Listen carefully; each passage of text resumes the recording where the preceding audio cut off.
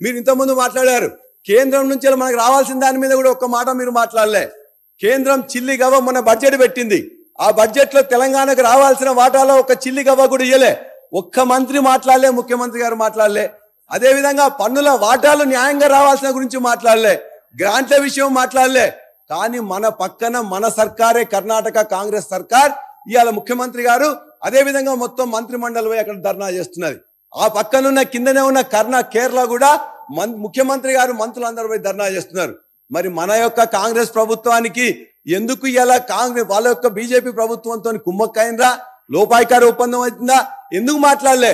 ఒక్క పైసా కూడా నీకు చిల్లిగా వేయకపోతే అన్యాయం జరుగుతుంటే మీరందరూ మాట్లాడలే. మీరు ఉన్నట్లయితే మీతో పాటు మేము కూడా కలుస్తాం, ఖచ్చితంగా అక్కడ కూడా వెళ్తాం.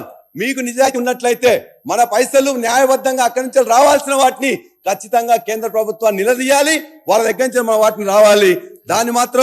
దాన్ని మీరు లోపాయికారి ఒప్పందం చేసుకుంటే మాత్రం తెలంగాణ సమాజం సహించదు, అది ఎవరైనా కూడా సహించదు.